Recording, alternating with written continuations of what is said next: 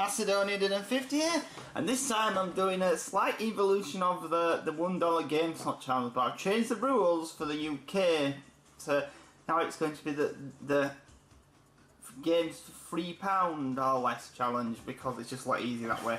Right, so first of all, the first thing I got for £3 is this from a charity shop. Is this thing? Yeah, some idiots took the second one the wrong way around. And this is a Series 1 Skylanders Spyro.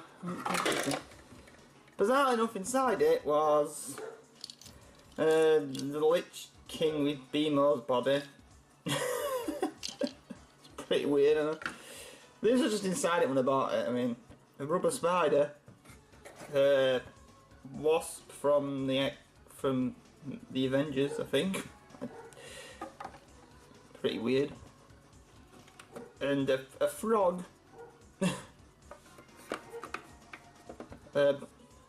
Some bootleg Go-Go's painted, and I don't know where that one originates from. I'll just admit that. And bizarrely enough, there's a Numemon. And this is a Digimon. This is the one that burps and farts and throws poo at people. This is one of my favourite Digimon. It's also interesting enough, pretty much the only Digimon in the entire series that is in like every single Digimon game ever made, pretty much. Not always playable, but is usually in there. He's also one of the very first ones ever created, along with Agumon. Doesn't really do much in the show though. I mean, he's just like a joke character in the show. In the game, it's technically a joke too. Some of the games you could actually make him good, which I like. Right, so that's that, and where's the price label on it? It's a price label somewhere, isn't it? There you go, there's the price, you don't believe it? Zoom in, yep, £3. Outside the weird stickers and all that, I don't know what the random stuff inside it. That's pretty good, pretty quality. Right, so next, some used Disney Infinity figures, and first is Jack. Is he called Jack, or is he, I don't know, I can't remember what he's called. Dash. Anyway, the speedy kid from Incredibles, and that was £3. Actually, they fit perfectly in there, don't they? That's amusing because it's a colour design for Skylanders, but the basins are the exact right size for these. How odd. Next one, I think this character is mute in the game, and that's weird in the show, and that's Perry the Platypus from Phineas and Ferb. Fun to play as, and he has pretty weird attacks. And that. Right, so next, this is Iron Fist. This is from 2.0. This is one of the Marvel characters, obviously. And all those was £3. There you go, guys. Okay, never mind. He's not too big, is he? He can fit in the top one. Yes, he can. He can fit in there, can't he? Right, and now onto some Disney Infinity Power Discs. And if you don't know what they are, they're like stuff that add stuff to the game. This one was. All these ranges from 50p to 10p each. This one, I don't know what this one does. It's just got Maleficent on it and a dragon form. Sadly, it doesn't like turn the actual figure of her into that, to my knowledge, because yeah, the actual figure of her in Disney Infinity is based on the movie version because they're idiots. You know, it's not a very good idea to do that, is it? I might get stuck. Oh well. I can put that, get it out. Right. Captain America shield, and I think this is a costume for the 2.0 Captain America figure and turns him into World War II Captain America. I think. I don't know what this one does. It's Doofenshmirtz and a gun. I tried it in the game. This one I can't. The game was called Iron Patriot. I think it's like a special attack. I mean, he just flies and blows stuff up. And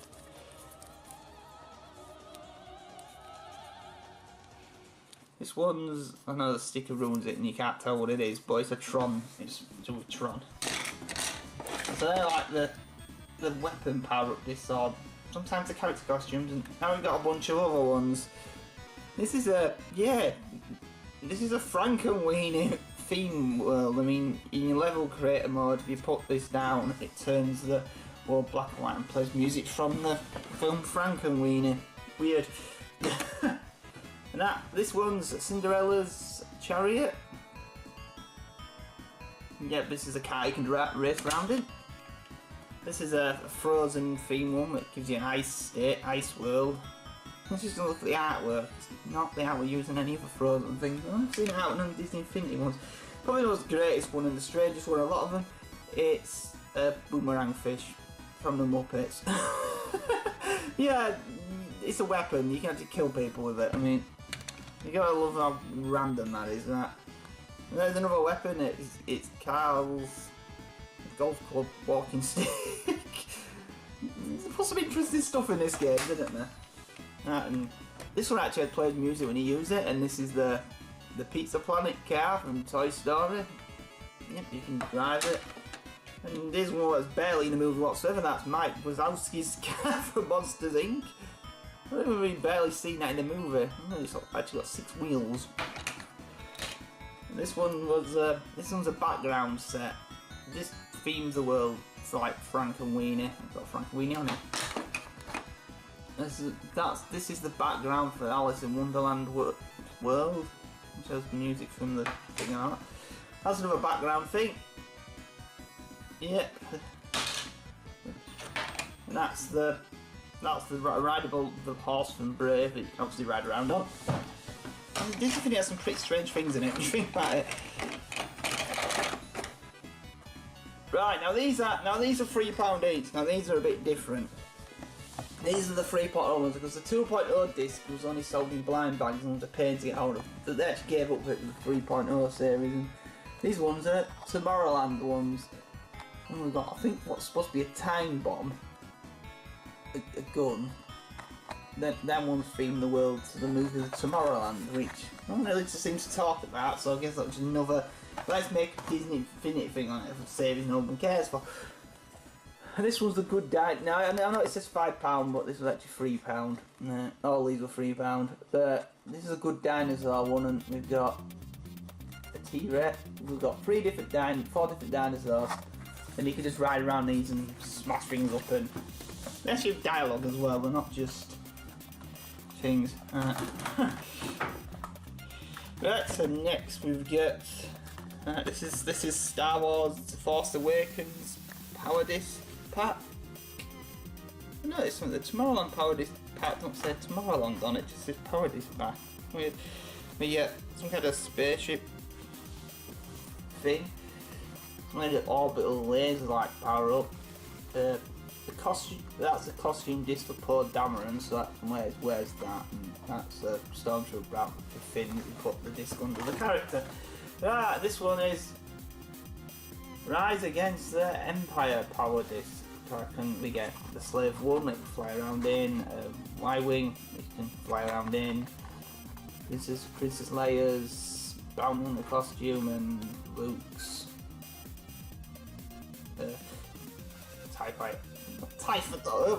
X-Wing fighter costume. That's quite a lot of those. But now on to actual games.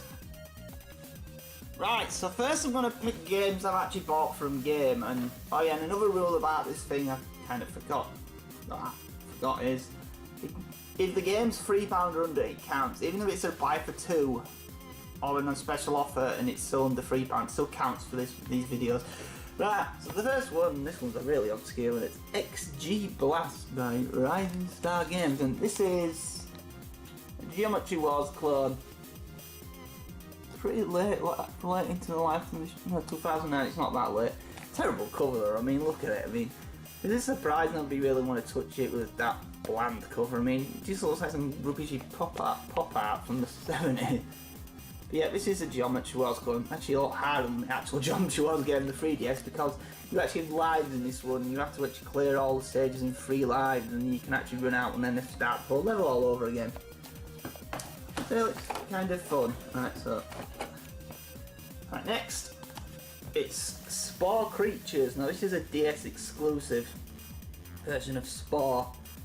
So it has very different graphics than the actual regular Spore. It reminds me of that game Freaky Forms Deluxe on the 3DS, but this game came out years before that. This essentially plays like the creature part of the original Spore game, which I always thought was the best part of the game. The game got worse after that. So this is essentially that with a story mode put into it. It's not perfect, but on the plus side, I actually like the fact that in this version they've done something better than the actual PC versions, like making friends with monsters is a lot easier on this than it is on the version. Right, after that, yep, there's actually 2 Spore games on the DS. This is Spore Hero Arena. So you see, by this time they've actually changed the art style and they've gone back to how the actual PC game looks. This is actually the same body parts as the PC one. This one has this one has entirely different controls and touchscreen mini games and stuff, which are actually kind of a pain. I've not played that much of it. I only played a few hours of it, but I think I got lost on this one. It's actually not too bad of a game, but the actual monster creation is still actually in this, so it didn't get left out. But it's also a Wii version of this. Strange that Spore, the only consoles that came out on the Nintendo and the Wii, the DS and the Wii. Yeah, but it did, so yeah, that's Spore Hero Arena. Right, this one's this one's Tofu Collection. This is like, I think, 2 or 3 games on a disc called it's got a Nintendo 3DS compatible. I don't see that very. This is actually a really late game on the machine's life. I mean, it was released 2012, and it's kind of a bit. You play like this stick thing, and you get to bounce across walls. In other words, yeah, it's kind of a bit like Super Meat Ball like game. The way you see this, it seems to go for next to nothing. Technically, the game's actually not that bad, really. I don't know why it's so slice. Right, this one. Right, this is rooms. The main building. Now, I've not actually played this one, but it's by Hudson Soft of all people. It looks like it's a sliding puzzle. It actually looks pretty good on the back of the box. A little sliding like puzzle game. I bet it's pretty good though, but I've not ever played it. Apart from just trying it out to see if it works for this video, but £2, yeah. Now this one, not in the best of day, but this one's Guinness World Records of video game. Interesting, I mean, this was by Traveller's Tales. What the idiot stuck stickers on the back so you can better see screenshots. I think I've had a quick go, it's quite hard. You've also one of the games you have to grind on it, so like you have to play levels over and over again to get money to unlock new ones, which is a bit powerful. It doesn't look too bad, but I don't think it's going to be a perfect game by any means, but yeah, Guinness World Records of video game. This one's 59p, this one's Zubo. I mean, this one's 3D and visually it's got. Now those screenshots look absolutely pixelated and a mess, but they should do a lot of that in game. I don't know if it's intentional or someone who did the 3D kind of wanted to do an art style and made it look weird. I'm not actually sure what this game is.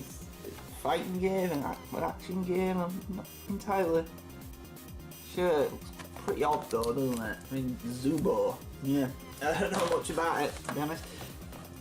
Alright, next one. The Secret Saturdays Beast of the Fifth Son. Yeah, this is based off the Cartoon Network show. Believe it or not, I think you can actually play as all of the characters in. I'm going to open this one up for a second. If I can get the thing open up, that is. Stupid stickers. Oh yeah, that is. Only because one thing I find interesting is I'm going to show the instruction manual because it's kind of amusing in my opinion. Nothing weird there, right? So, alright. Yeah, game controls. The characters, and these are all characters I believe you can just play in the game. Quite a lot of characters, odd ones as well. I mean, Komodo Dragon, you can't see any players one of those. But then next page, spot the difference. A word search and a colouring page. I mean, yeah. And I like that cryptid note. And there's a promotion for toys. Lots to collect. One of them which never came out because someone realised what it was based off. That's actually true. That there was a toy in this line which they didn't actually ever release because the thought kids would Google search the name of the monster and then realise what the thing actually did to people. I'm being serious, that actually happened. You know, the name of the monster was still left in dub in the show though, but it was changed in the games. I think it was caved back. I also find it kind of amusing that with this show, yeah, he appeared in Ben 10. You know, except Ben 10 said MV alien on the MV cryptid on the planet was an alien, but then we have the cryptid hunters in it and they ignore that. Yeah, they just opened Ben 10 years later. Right. And this one's Rock Revolution. Okay, so quick story about Rock Revolution if you don't know what it is. Rock Revolution is Konami shameful ripping off Guitar Hero, which is hilarious to be honest because the first Guitar Hero game for controller was called Guitar Freaks and was developed by Konami. So yeah, this was Konami's version of Guitar Hero. It didn't play very well. No, it didn't not play well, it completely bombed everywhere. And they released it on all the systems at the time and no one bought it. So it's probably why it's so cheap. The thing that gets hilarious is, so after this game, what was the next? There was a Guitar Hero arcade game, and who published the Guitar Hero arcade game? Konami. So yeah, they made their own rip-off of Guitar Hero and then ended up publishing the next Guitar Hero game. Well, in arcade, you know. Also, I don't know how many tracks are in this, but yeah, these games always had a weird obsession on DS for having Avril Lavigne's song Girlfriend in them. I don't know why. Yeah, this one's an odd one. I mean, this is a DSi only game. This is hidden photo, snap, create, play, and you take photographs in it, and it kind of makes spot the differences with them, and adds like objects you to find them, or you can turn photographs into slide puzzles. Interesting idea. It's probably the only game on it in the system like it, but it's probably the only DSi only. How would it work if you didn't have a camera? Yeah, kind of an odd one, isn't it? Also, I find it quite amusing. It was published by PQ, but I was buying a game by PQ the same day I bought this. Pure luck, but yeah, and there was some actually pictures saved into this, and no, there was no dodgy ones. It was just someone's back, someone walking behind the camera, and a picture of a cake. Yeah. Funny to see what people left on the game because they didn't delete files, but that's what it was. So, interesting idea. I'm assuming these days this won't get released on a cartridge because it'll be just an iPhone game, but yeah, whatever. Right, next is the ones I picked up from Granger Games, which is not some. First one is it's Go Crazy Bones, Go Crazy, and we got sick of make works on all Nintendo. And this was also released in 2012. And yeah, the screeches don't make this look very good. I mean, actually the screeches don't even show what the game is. But this game essentially is Angry Birds with crap physics. This is by far the worst game on this list in this video, to be honest. I mean, mechanically, the physics are just rubbish on this. I mean, they've actually tried to alter some things from it. It's like not all involves just hitting targets. Some of them involve like throwing objects into a basket, which is actually surprisingly hard because the physics are just kind of rubbish. It's not like a flip screen game. You just keep holding a button to fire it. Also, it's based off Go-Go's, and amusing enough, this thing itself is a knockoff Go-Go. It doesn't have actual simulation of how you play the actual Go-Go's inside it, because how you play an actual Go-Go is you just throw them on the ground and you got as many points as possible and how it landed, so you got so many points if it face up, more points if it's standing up. They didn't emulate the actual gameplay of Go-Go's in the Go-Go's game. It's pretty stupid, isn't it? When you think of it that way. Right. Next one, and it's Spectrobes Beyond the Portals. Now, if you don't know about Spectrobes was Disney's attempt to make Pokemon. Attempts at Pokemon.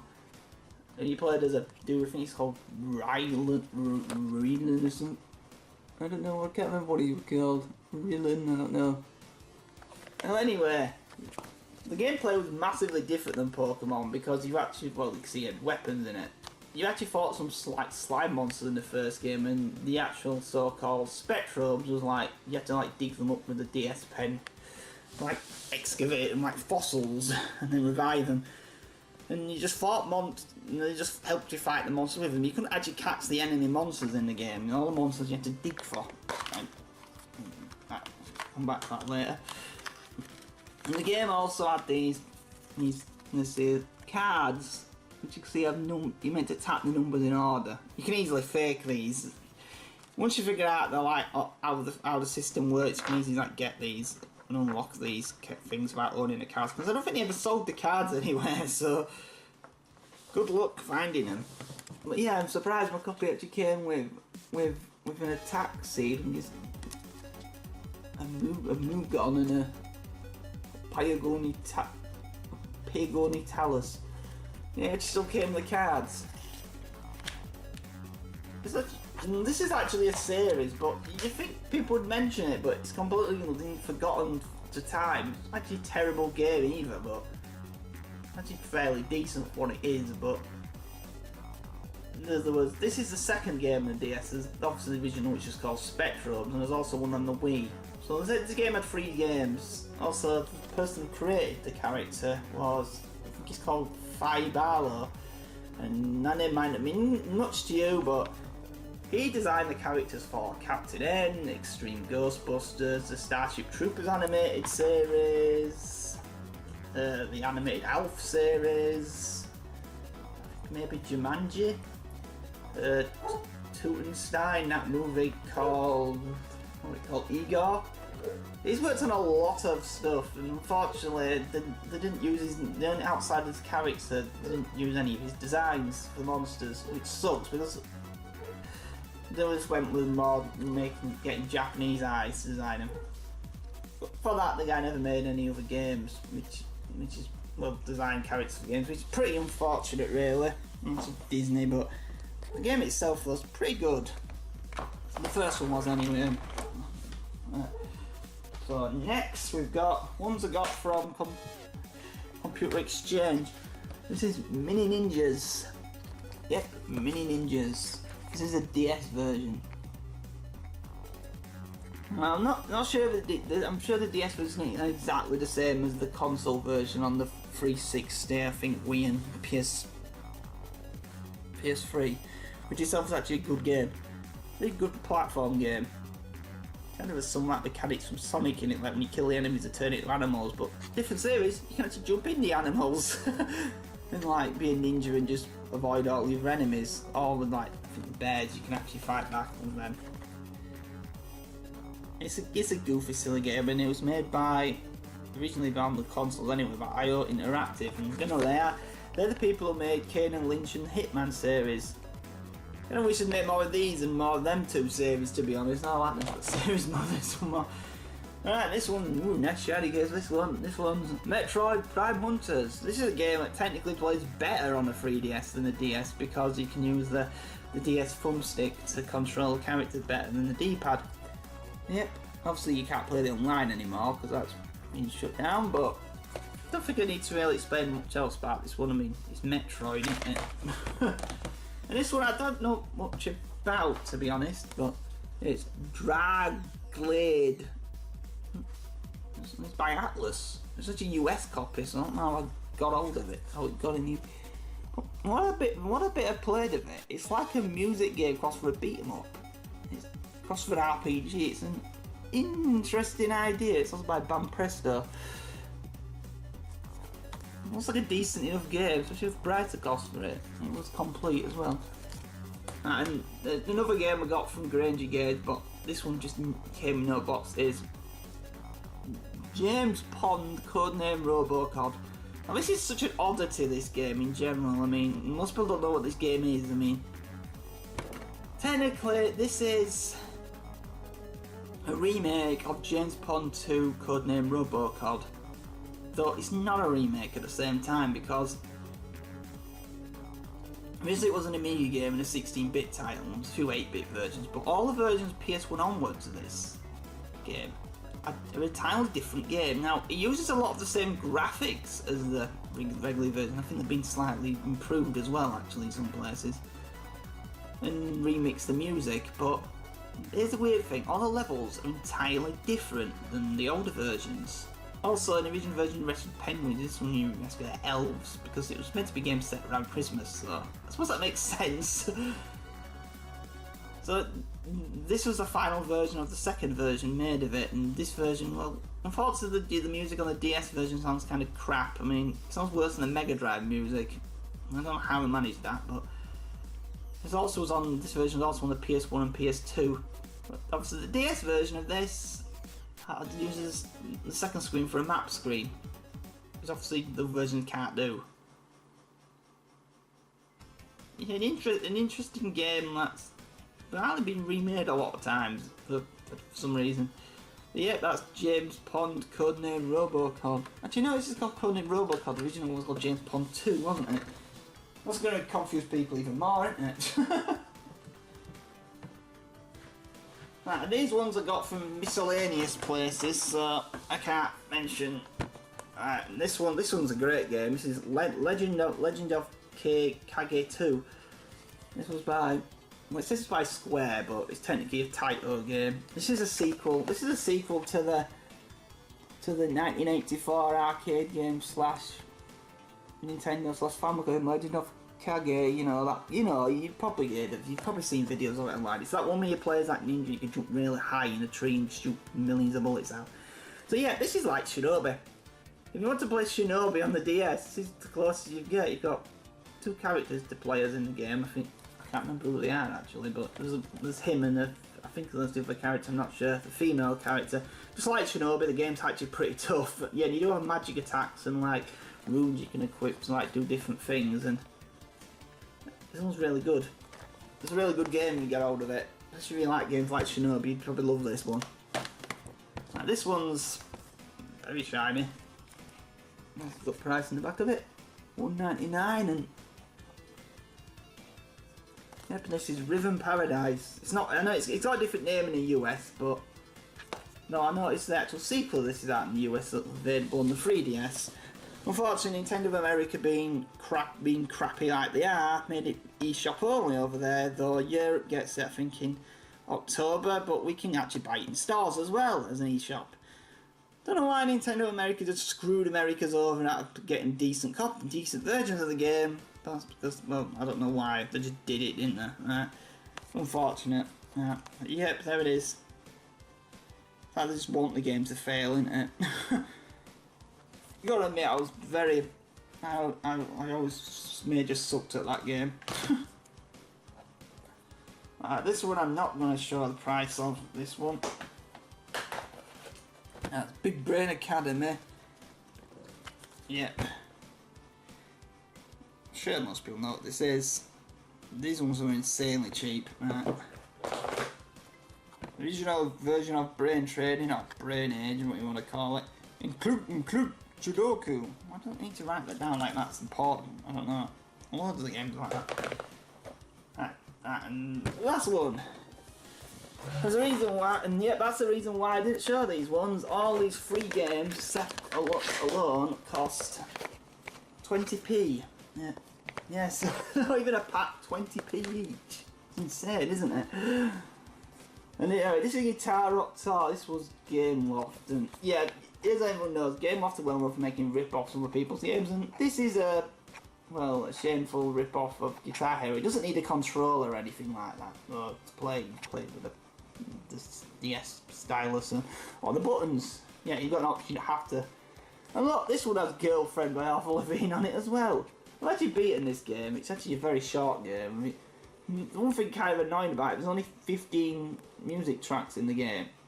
Though the actual career mode is longer, 15 songs, so you actually have to play most songs twice. Which is kind of a weird way of designing something, but yeah, so they did it. They're all covers as well. They're all full-length versions of the song, which is nice. But 20p, yeah, it's definitely worth it. Right, on to the last ones. Yeah, we're nearly at the end of this now. Right. First one, and well, technically, the next few of these was actually £4 or $3.99, but they're close enough and they're worth showing off. So, right, Henry Hacksworth in the Puzzling Adventure. This is a great game that EA published of all people, and it's actually a 2D platform game crossed with a puzzle game at the same time. It's a really interesting and unique idea, and it's a really bizarre, weird sense of humour to it. It's such a funny game, and it gets brutally difficult, I've been told later on as well. If you really like platform games, I definitely recommend that one.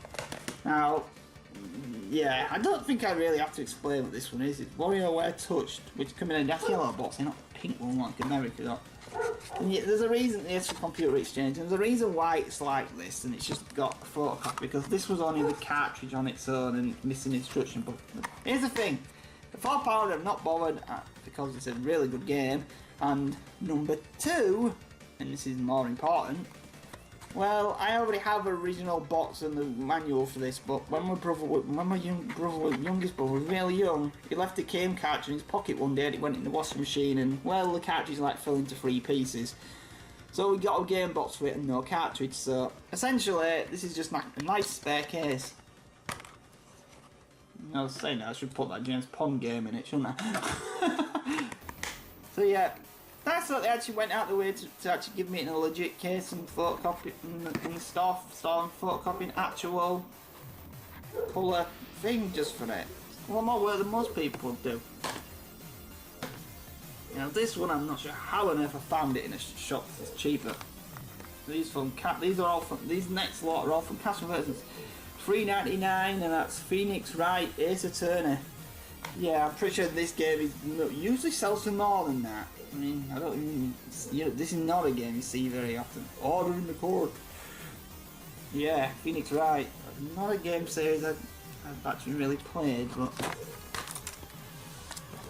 What's that? Oh. That's a seat something. Right, know that. See, yep, it's all there. Really thick instruction book. What I find kind of funny is, and I don't know why I find this funny, but is this. If I can just. That's not what. None of the other DS games I've ever seen have a picture of a dude pointing like that. It makes it stick out from everything else, I guess. Maybe that's why they did it. So sticking out doesn't work very well. I've still got the Nintendo point card thing in it. Alright. Look, touch me! And there's a very old Nintendo advertisement, very early Nintendo DS games. You see what, how they put that on there, even though it's not a legit game. It was a demo. It's not even included on there. Right.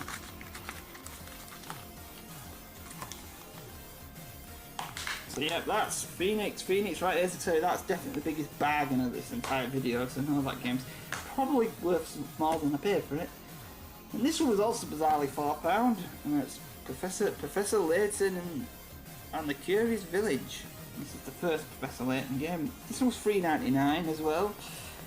Yeah, I said these last few kind of cheating a bit, but yep, and there it is, Professor Layton. Now it gets confusing is, the shop had all the other Professor Layton games, but there was only, these going in the list, were only $2.99, so Professor Layton and Pandora's Box.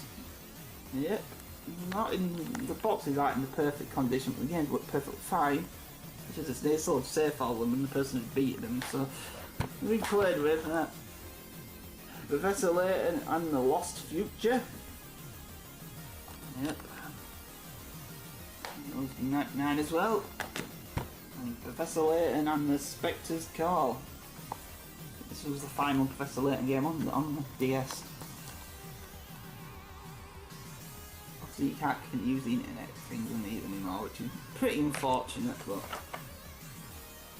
Right, so that's all that's everything I found for under £3 or less in the local game shops. Now, if anyone else wants to take part in this, be willing to make a video response to this, because that's the point of this video. And I said there's not many rules, it's just make everything free. Just look for things that are under £3. No, £3. And just show them on camera. That's all you need to show. It doesn't matter if there was on deals and you got one free and they was all cost the same. It doesn't matter whatsoever. If it's got £3 sticker on it, it counts. Well, anyway, thank you for watching.